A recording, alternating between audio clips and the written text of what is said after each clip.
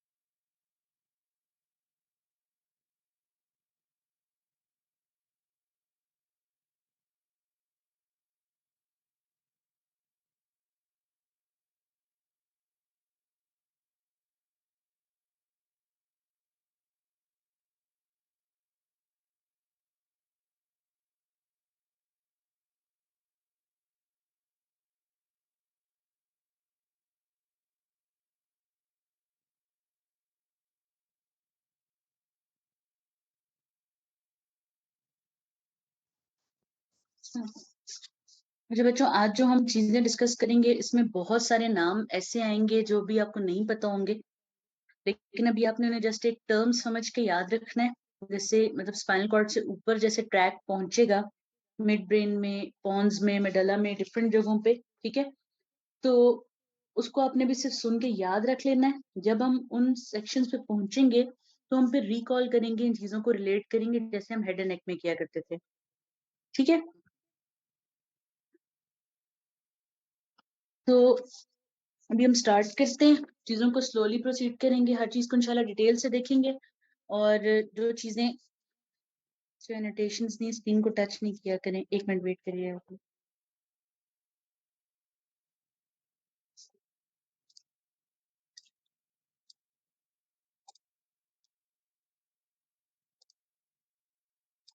ये तो अब हम स्टार्ट करते हैं, तो साथ साथ डिस्कशन करते जाएंगे। Recording in progress. आज का जो हमारा डिस्कशन का टॉपिक है वो है the grey and white matter of spinal cord. इससे पहले जो स्पाइनल कॉर्ड का लेक्चर हुआ था उसमें हमने स्पाइनल कॉर्ड की टोपोग्राफिक एनाटमी देखी थी, उसका स्ट्रक्चर डिटेल से कवरिंग्स। आज हम उसका इंटरनल स्ट्रक्चर जो है, जो मेन कंडक्शन में रोल प्ले करता है, ठीक है, एक लिंक के तौर पे एक्ट करता है between brain and the body, उसको आज हम डिस्कस करेंगे। उसमें हम देखेंगे grey matter of spinal cord को डिटेल से, ये क्या है, ठीक है, इसके अंदर न्यूरॉन्स कौन से हैं, उनकी क्लासिफिकेशन क्या है, नर्व सेल ग्रुप्स अरेंज्ड कैसे हैं, ठीक है। और white matter of spinal cord को देखेंगे। जो ज्यादा फोकस की चीज है वो व्हाइट मैटर है, क्योंकि इसी के अंदर लाई करते हैं ट्रैक्ट्स, जिनका हमेशा जिक्र होता है कि न्यूरो में ट्रैक्ट्स बहुत इंपॉर्टेंट है। वो ट्रैक्ट्स ये हैं, उनमें से आज हम असेंडिंग ट्रैक्ट्स पढ़ेंगे और डिसेंडिंग ट्रैक्ट्स इंशाल्लाह हम नेक्स्ट लेक्चर में कवर करेंगे। लेकिन उन असेंडिंग ट्रैक्ट्स को समझने के लिए कुछ बेसिक कॉन्सेप्ट्स चाहिए हमें, वो हम पहले पढ़ेंगे, ठीक है। उसके बाद जो है फिर प्रोसीड करते जाएंगे। तो grey matter of spinal cord की बात करते हैं, ये है क्या। ये वो बटरफ्लाई शेप मटेरियल है जो सेंटर में मौजूद है स्पाइनल कॉर्ड के, यानी जब जब हम कट सेक्शन देखते हैं तो जो सेंटर में मौजूद मटेरियल है वो grey matter of spinal cord कहलाता है। और हम कहते हैं कि ये रिजेंबल करता है एच अल्फाबेट की तरह, ठीक है। बहुत फाइन प्रॉपर तो नहीं है, लेकिन ये रिजेंबल करता है लाइक एच, ठीक है। और उसके अलावा जैसे हमने पढ़ा था कि ग्रे मैटर जो है, इसके अंदर सारी नर्व सेल बॉडीज यानी न्यूरॉन्स की सेल बॉडीज की एग्रीगेशन होती है अलोंग विद द न्यूरोग्लाया, ठीक है, यानी कि स्पोर्टिंग सेल्स। अब ये जो पोर्शन है सारा, ठीक है, इसको हम फर्दर आगे पार्ट्स में डिवाइड करते हैं स्टडी करने के लिए इस तरह के। ये हमें पता है ये क्या स्ट्रक्चर है, ये एंटीरियर हॉर्न है स्पाइनल कॉर्ड का, ये एंटीरियर हॉर्न है स्पाइनल कॉर्ड का, ये पोस्टीरियर हॉर्न है स्पाइनल कॉर्ड का। ये जो आगे कट है ये एंटीरियर मीडियल फिशर है, और बैक साइड पे जो मौजूद है ये पोस्टीरियर मीडियन सल्कस है, ठीक है। अब ये सारे पॉइंट सामने रखकर हम इसको डिवाइड करते हैं इस तरह के, जो एंटीरियर हॉर्न और पोस्टीरियर हॉर्न के दरमियान मौजूद है वो लेटरल कॉलम है, ठीक है। लेटरल कॉलम है या लेटरल फ्यूनिकुलाई वर्ड भी यूज होता है इसके लिए, सही। आगे आएगा, हम देख लेंगे। फिर जो मिड लाइन फिशर और एंटीरियर हॉर्न के दरमियान दोनों साइड्स पर मौजूद है, ठीक है, यानी ये वाली साइड और ये वाली साइड, ये कहलाएगा एंटीरियर या वेंट्रल कॉलम, ठीक। और जो पोस्टीरियरली मौजूद है पोस्टीरियर हॉर्न और मीडियन सल्कस के दरमियान, यानी ये वाला और ये वाला जो पोर्शन है, ये कहलाएगा पोस्टीरियर डोर्सल कॉलम, ठीक है। तो ये सब व्हाइट मैटर के कंटेंट्स हैं। डिवाइड किन की वजह से हुए? Grey matter. इसलिए व्हाइट मैटर को समझने के लिए भी ग्रे मैटर को पता होना उसके पार्ट्स का जरूरी है, ठीक है।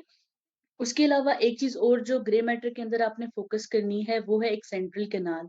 ये कैनाल क्या है? ये वो कैनाल है जो कनेक्टेड है ब्रेन की वेंट्रिकल्स के साथ और कैरी करती है सीएसएफ को, ठीक।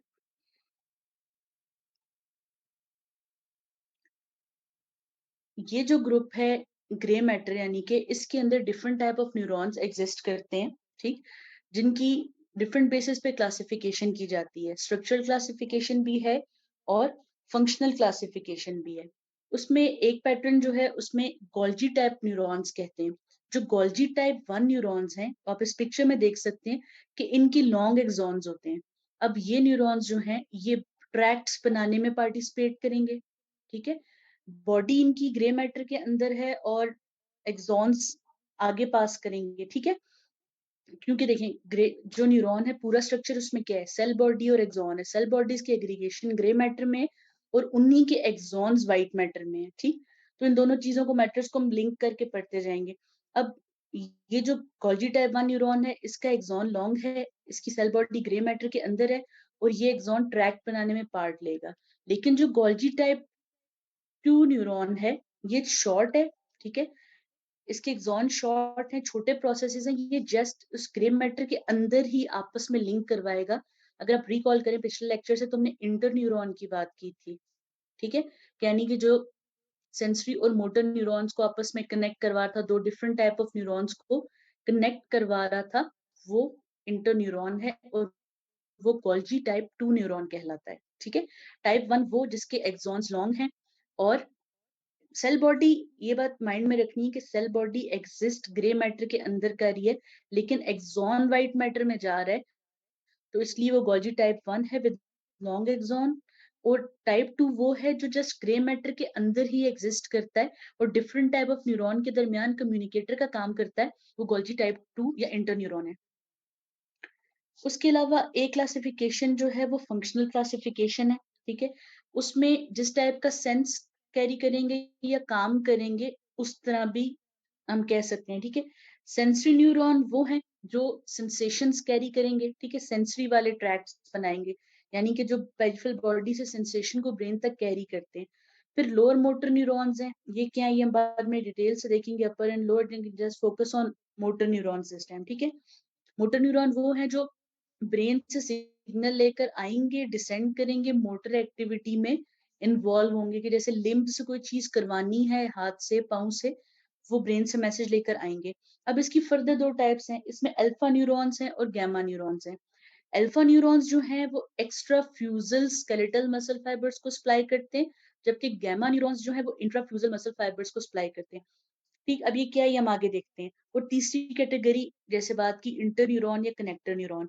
अब हमें पता है एक चीज के गोल्जी टाइप 1 वो है जिनके लॉन्ग एक्सॉन्स है, तो ये जो टाइप्स हैं ये गोल्जी टाइप 1 होंगी ज्यादातर, ठीक है।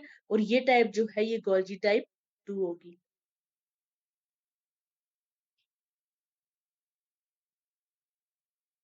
इस पिक्चर में आप देख सकते हैं, ठीक है, जो स्किन से मैसेज लेकर आ रहा है वो सेंसरी न्यूरॉन है, ठीक है। और जो इनको अगले न्यूरॉन के साथ आपस में कनेक्ट करवा रहा है वो इंटर न्यूरॉन है, ठीक है।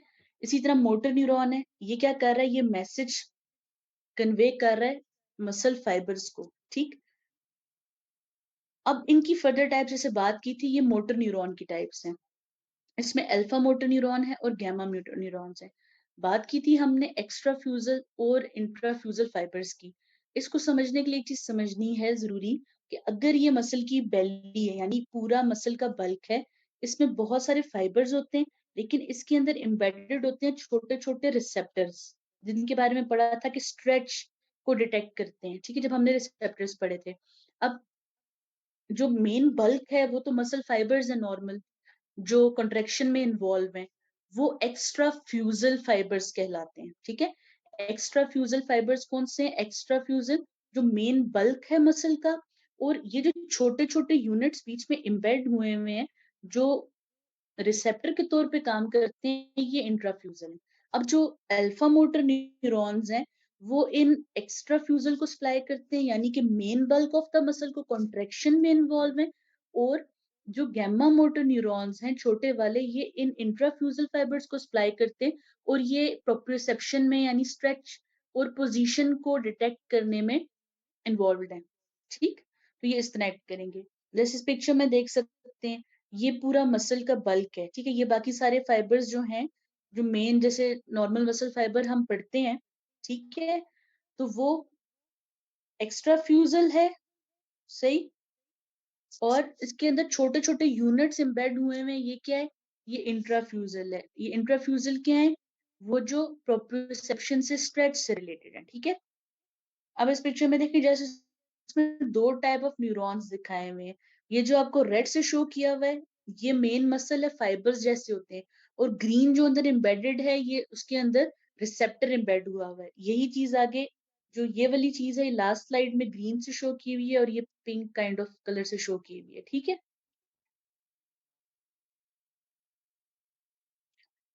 ये जो क्लासिफिकेशन है, ये ना स्ट्रक्चरल है ना फंक्शनल। ये जस्ट इस तरह है कि हम हमेशा बात कर रहे होते हैं कि न्यूरॉन्स जो हैं वो रिले करते हैं इंफॉर्मेशन। ठीक है, रिले करने का मतलब है कि एक दूसरे को पास करता है, दूसरा फिर तीसरे को पास करता है।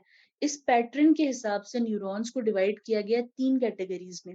फर्स्ट ऑर्डर न्यूरॉन्स हैं, सेकेंड ऑर्डर न्यूरॉन्स हैं, और थर्ड ऑर्डर न्यूरॉन्स हैं। ठीक है, अब फर्स्ट ऑर्डर न्यूरॉन्स वो हैं जो प्राइमरी आफ्फरेंट न्यूरॉन है, यानी जो बेसिक मैसेज लेकर बॉडी से आएंगे, चाहे वो रिसेप्टर से लाएं, ठीक है, चाहे वो ग्लैंड से लाएं, कहीं से भी लाएंगे, लेकिन पहला मैसेज जो स्पाइनल कॉर्ड तक लेकर पहुंचेंगे वो फर्स्ट ऑर्डर न्यूरॉन्स कहलाएंगे। ठीक है, और ये वो हैं जो स्पाइनल कॉर्ड में इंटर होंगे, और कहाँ से?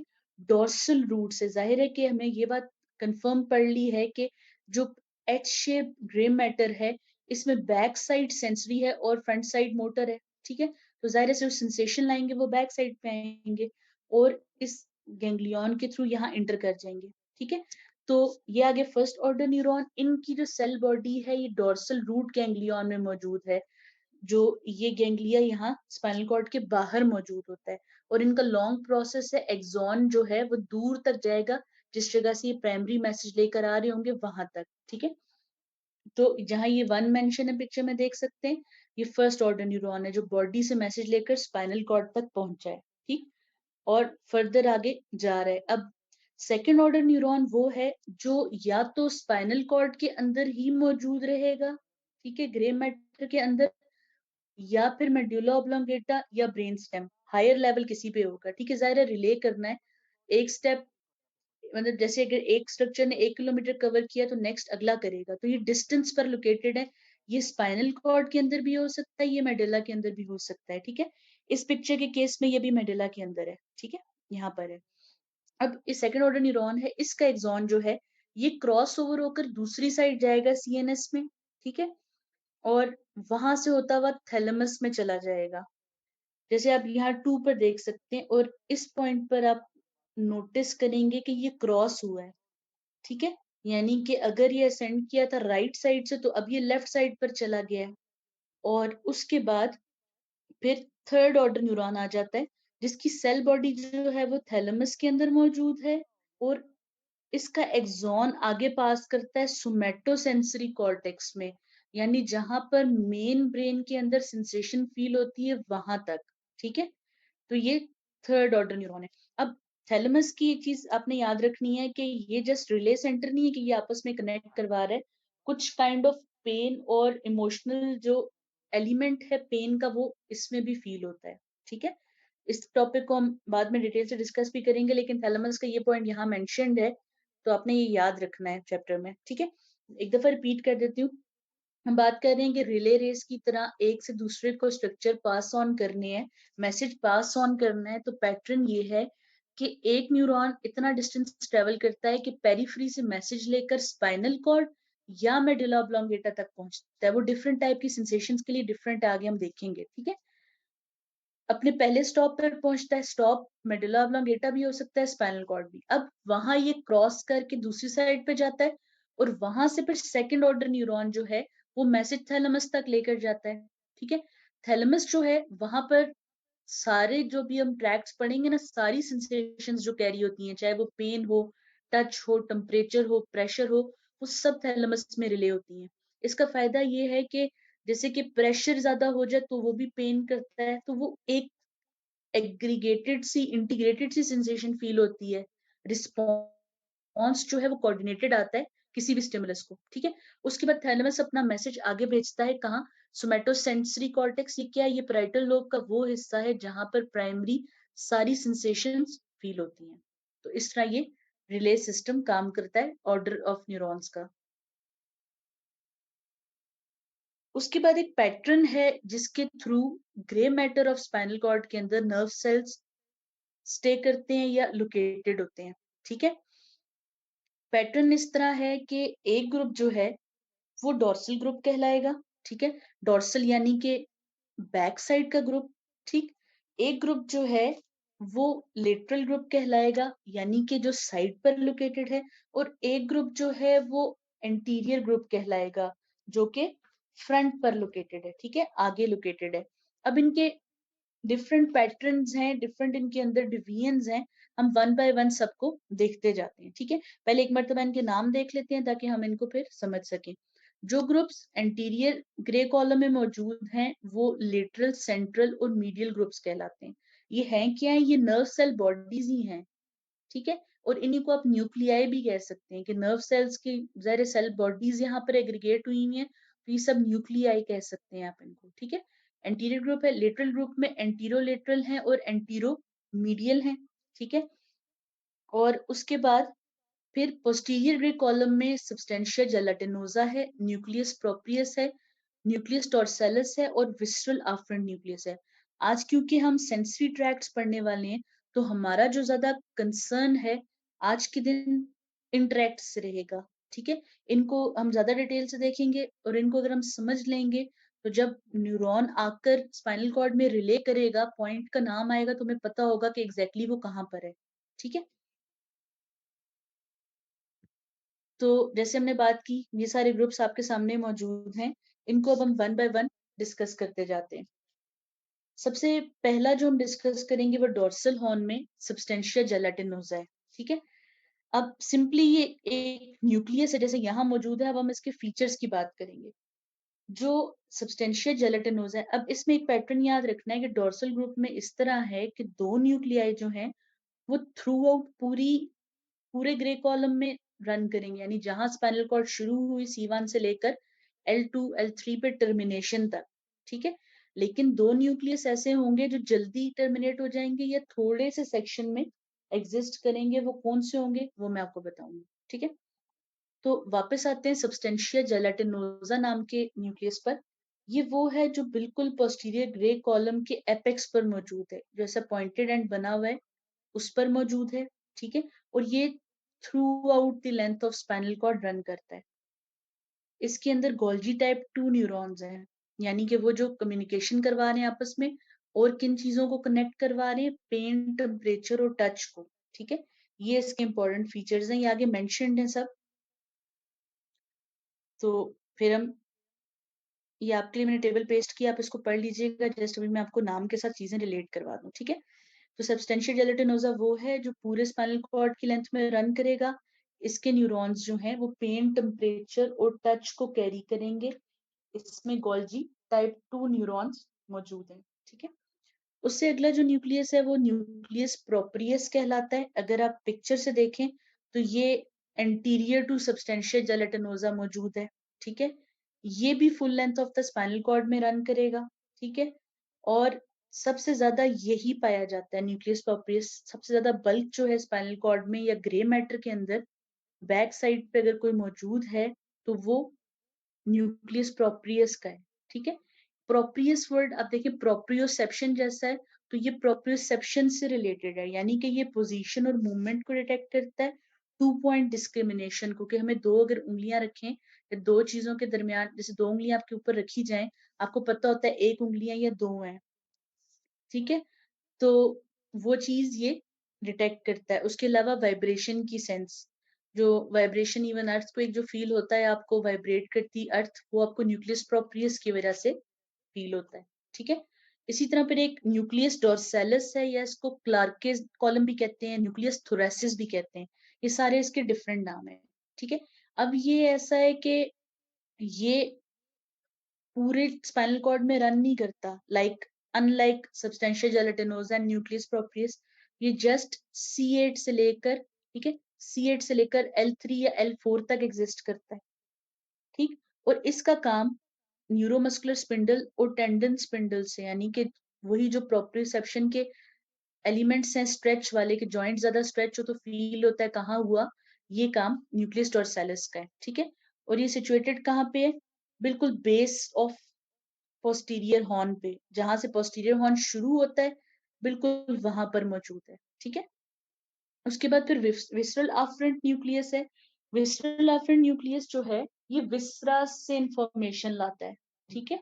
और ये कहाँ मौजूद है, ये T1 से लेकर L3 तक जस्ट एग्जिस्ट करता है, ठीक है, फुल लेंथ में ये भी रन नहीं करता, ये विसरा से इंफॉर्मेशन लेकर आता है। फिर हमारे पास वेंट्रल ग्रुप आ जाता है। वेंट्रल ग्रुप के न्यूरॉन्स वही जिनको लोअर मोटर न्यूरॉन्स कहते हैं, इसके अंदर इंटर न्यूरॉन्स भी मौजूद हैं, साथ उनको रेंशा सेल्स कहते हैं, ठीक है। अब ये जो एंटीरियर ग्रुप है, इसको फर्दर स्टडी करने के लिए हमने तीन पार्ट्स में इसको डिवाइड कर दिया हुआ है। एक हिस्सा इसका मीडियल है, एक हिस्सा इसका सेंट्रल है, और एक हिस्सा इसका लेटरल है, ठीक है। अब ये डिफरेंट जगहों पर सप्लाई करेंगे और डिफरेंट एरियाज में एग्जिस्ट करेंगे। अब इस तरह है कि जो मीडियल ग्रुप है, ठीक है, मीडियल ग्रुप सप्लाई करता है नेक और ट्रंक के मसल्स को, उसके अलावा इंटरकोस्टल मसल्स को, एब्डोमिनल मसल्स को, यानी ट्रंक पे जो भी मसल्स हैं वो सारा जो है वेंट्रल हॉर्न सप्लाई करेगा, ठीक है। सप्लाई करने का मतलब उनकी मूवमेंट्स कराएगा, ये मस्कुलेचर है। अभी हम इस पे आ गए हैं, ठीक है, इस वाले ग्रुप की बात कर रहे हैं हम, इसके मीडियल ग्रुप की। तो ये सप्लाई करेगा नेक और ट्रंक के मसल्स को, इंटरकोस्टल और एब्डोमिनल मस्कुलेचर को, ठीक। जो लेटरल ग्रुप है, एल फॉर लिम्स, याद रख सकते हैं कि ये लिम्स को सप्लाई करेगा, ठीक है। मीडियल बॉडी की मिड लाइन है, मिड लाइन में ट्रंक होता है, आपने ऐसे याद रख लेना है। लेटरल जो है वो लिम्स को सप्लाई करेगा, ठीक है। अब सेंट्रल जो है उसका इंटरेस्टिंग फंक्शन ये है कि ये सप्लाई करेगा डायाफ्राम को और एसेसरी मसल्स को, ठीक है। एसेसरी मसल्स किनको हम कहते हैं, स्टर्नोक्लीडोमास्टोइड को और ट्रेपीजियस को। अब एग्जिस्ट ये इस तरह करता है कि ये जो सेगमेंट है, ठीक है, न्यूरॉन्स के ग्रुप्स हैं, ये इस तरह करते हैं कि C3 से C5 लेवल पर, ठीक है, C3 से C5 लेवल पर इकट्ठे होकर एक छोटा सा न्यूक्लियस बनाते हैं, जिसको हम फ्रीनिक न्यूक्लियस कहते हैं। और उसी से वो नर्व आती है जो डायफ्राम को सप्लाई करती है, ठीक है। डायफ्राम की नर्व है फ्रीनिक नर्व, और उसका नर्व रूट भी C3 C4 C5 होता है। तो ये फ्रीनिक न्यूक्लियस बनाता है सेंट्रल ग्रुप। इसी तरह एक जो एसेसरी मसल्स को सप्लाई करने के लिए, यानी कि स्टर्नोक्लीडोमास्टोइड को और ट्रेपीजियस को सप्लाई करने के लिए बनाता है, उसका नाम है एसेसरी न्यूक्लियस। ये वाला C5 और C6 से बनता है, ठीक है, C5 से और C6 से बनता है। उसके बाद आ जाता है लेटरल हॉर्न। लेटरल हॉर्न जो है, इसमें डिफरेंट ग्रुप्स एग्जिस्ट करते हैं। इसमें एंटीरो मीडियल ग्रुप है और एंटीरो लेटरल ग्रुप है। अब ये क्या करते हैं, ये सेगमेंट्स जो है, ये T1 से L2 L3 में जो एग्जिस्ट करता है, वो प्री गैंग्लियोनिक सिंपैथेटिक फाइबर्स को अराइज करता है, ठीक है। ये क्या है, ये हम ANS का डिटेल से देखेंगे। सिंपल समझने के लिए ये है कि सिंपैथेटिक सिस्टम की जो सिंपैथेटिक चेन है ना, यानी कि जहां पर सिंपैथेटिक गैंग्लिया इकट्ठे होते हैं, उनसे पीछे के जो फाइबर्स हैं वो प्री गैंग्लियोनिक है, उनके बाद जो सप्लाई तक जाने के फाइबर्स हैं वो पोस्ट गैंग्लियोनिक है। प्री गैंग्लियोनिक यहाँ से आएंगे, ठीक है, लेटरल हॉर्न से। और उसके बाद कुछ सेगमेंट्स हैं जो कि पैरासिम्पथेटिक फाइबर्स को अराइज करते हैं। ठीक है, इस पिक्चर में एक दफा दोबारा देख लेते हैं। अभी तक हमने ये सब डिस्कस किया है कि इंटीरियर हॉर्न के न्यूक्लियाई में मीडियल, सेंट्रल और लेटरल ग्रुप्स हैं जो डिफरेंट स्ट्रक्चर्स को सप्लाई करते हैं। मीडियल ग्रुप किसको कर रहा था? ट्रंक को। ठीक है, ट्रंक के मसल्स को, इंटरकोस्टल एब्डोमिनल को। सेंट्रल ग्रुप कर रहा था डायफ्राम और एक्सेसरी मसल्स को, जबकि लेटरल ग्रुप किसको कर रहा था? लिम्स को। ठीक है, इसी तरह जो इंटीरोमीडियल और एंटीरोलेटरल न्यूक्लियाई ये क्या करते हैं? ये प्री सिंपैथेटिक मतलब सिंपैथेटिक सिस्टम के प्री गैंग्लियोनिक और पैरासिम्पैथेटिक सिस्टम के प्री गैंग्लियोनिक फाइबर्स को अराइज करवाते हैं। ठीक है, और उसके बाद पोस्टीरियर ग्रुप है, ये डिफरेंट जगहों पर मौजूद है कॉर्ड में। कुछ थ्रू आउट रन कर रहे हैं, कुछ जो हैं वो जस्ट रन कर रहे हैं लोअर लेवल पर। ठीक है, और क्या कर रहे हैं ये, इनका ज्यादा रोल जो है वो प्रोप्रियोसेप्शन से रिलेटेड है। ठीक है, एक पैटर्न और है जो ग्रे मैटर को स्टडी करने का, उसको हम रेक्स लेमिना कहते हैं। इसमें इस तरह किया जाता है कि जो सेम टाइप ऑफ न्यूरॉन्स है उनकी ग्रुपिंग की जाती है। ठीक है, पोस्ट ग्रेजुएट लेवल पर इसमें ज्यादा आपसे पूछा नहीं जाता क्योंकि कॉम्प्लिकेटेड हो जाता है, लेकिन जहाँ किसी ट्रैक में लेमिना का नाम आएगा जस्ट वो पढ़ लीजिएगा। ठीक है, समझने के लिए इतना याद रखना है कि सेम टाइप ऑफ न्यूरॉन्स की ग्रुपिंग की हुई है जिनको हम रेक्स लेमिना कहते हैं। ठीक है, 10 ग्रुप्स बनाए हुए हैं।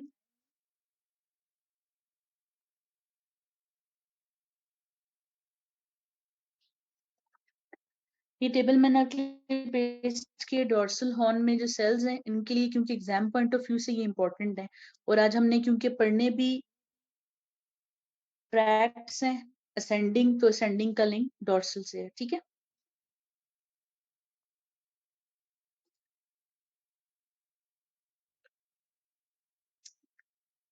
अब बात करते हैं white matter of the spinal cord की।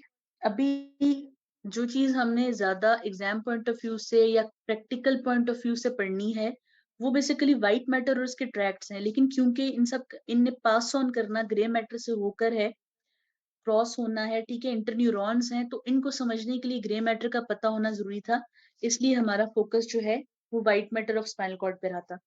तो जैसे हमने बात की व्हाइट मैटर क्या है, व्हाइट मैटर जो है ये सारे जो न्यूरॉन्स हैं जिनकी सेल बॉडीज ग्रे मैटर के अंदर मौजूद हैं, उन्हीं के एक्सॉन्स की एग्रीगेशन यहाँ पर ट्रैक्ट्स बना रही होती हैं। ठीक है, अब इनको हमने जैसे बताया था कि ग्रे मैटर के स्ट्रक्चर से ही डिवाइड किया था। जो ग्रे मैटर का इंटीरियर हॉर्न था, ठीक है, उसके और फिशर के दरमियान एंटीरियर फ्यूनिकुलस या एंटीरियर कॉलम है। ठीक है, दोनों साइड्स पर एंटीरियर हॉर्न और पोस्टीरियर हॉर्न के दरमियान जो है वो लेटरल फ्यूनिकुलस या लेटरल कॉलम है। ठीक है, और पोस्टीरियर हॉर्न और मीडियन सल्कस के दरमियान जो मौजूद है वो क्या है? वो पोस्टीरियर फ्यूनिकुलस है या पोस्टीरियर कॉलम है। ठीक है, इस पिक्चर में आप देख सकते हैं कि नर्व फाइबर्स जो हैं वो बंडल्स की तरह अरेंज हुए हैं और वर्टिकली, ठीक है, ऊपर नीचे रन कर रहे हैं। ठीक है, जो नीचे की तरफ आ रहे हैं वो डिसेंडिंग है और ऊपर की तरफ जाने वाले असेंडिंग फाइबर्स हैं। ठीक है, और ट्रैक्ट या फेसिकुलस बनाता क्यों कौन है? ऐसे एक्सॉन्स बनाते हैं जिनका कोई कॉमन ओरिजिन होता है, कॉमन टर्मिनेशन पॉइंट होता है, या कोई कॉमन फंक्शन होता है। ठीक है, ट्रैक्ट उन वाले न्यूरॉन के एक्सॉन का बनेगा जिनकी कोई ना कोई पेक्युलैरिटी, कोई ना कोई फीचर या करेक्टरिस्टिक शेयर्ड है, चाहे उनका ओरिजिन, चाहे उनकी टर्मिनेशन हो, चाहे उनका फंक्शन हो। फॉर एग्जाम्पल, जो सब पेन कैरी कर रहे थे उन्होंने मिलकर एक ट्रैक बना लिया, जिन्होंने वाइब्रेशन कैरी करनी थी उन्होंने एक ट्रैक बना दिया, और जिन्होंने टेम्परेचर कैरी करना था उन्होंने एक अलग ट्रैक बना दिया। ठीक है, तो इस तरह हमारे पास दो कैटेगरीज आ गई हैं, असेंडिंग ट्रैक्ट्स की और डिसेंडिंग ट्रैक्ट्स की। असेंडिंग ट्रैक्ट्स वो हैं जो सेंसेशन कैरी करेंगे। असेंड क्यों कर रहे हैं? क्योंकि ये पेरिफेरी से सेंसेशन ला रहे हैं और ब्रेन की तरफ जा रहे हैं। और डिसेंडिंग मोटर क्यों है? क्योंकि वो ब्रेन से मैसेज लेकर आ रहे हैं, डिसेंड कर रहे हैं, और फिर मसल्स को, ग्लैंड्स को भेजेंगे कोई भी चीज करवाने के लिए। ठीक है, तो जो असेंडिंग ट्रैक्ट्स हैं उसके अंदर आ जाते हैं anterior spinothalamic, lateral spinothalamic, anterior spinocerebellar tract, posterior spinocerebellar tract, और फेसिकुलस क्यूनिएटस, फेसिकुलस ग्रेसिलस है, उसके अलावा स्पाइनोटेक्टल ट्रैक्ट हैं, कुछ छोटे ट्रैक्ट्स और हैं, उनको भी हम डिस्कस करेंगे। ठीक है, आज हमारा सारा फोकस जो है वो जस्ट असेंडिंग ट्रैक्ट्स पे रहेगा। डिसेंडिंग ट्रैक्ट्स को इंशाल्लाह हम आगे डिस्कस करेंगे। तो असेंडिंग ट्रैक्ट्स की बात करते हैं। असेंडिंग ट्रैक्ट्स जो हैं वो 3 टाइप के मेन है। ठीक है, कुछ छोटे ट्रैक्ट्स जैसे मैंने जिक्र किया है, लेकिन मेन जो है वो 3 टाइप के ट्रैक्ट्स हैं, जिनका नाम है स्पाइनोथैलेमिक या anterolateral system, dorsal column medial lemniscal system और स्पाइनोसेरिबेलर सिस्टम। ठीक है, Recording stopped. 1 मिनट से कम रह गया, बाकी जो है ये हम बाद में डिस्कस करते हैं। ठीक है, नेक्स्ट मीटिंग में।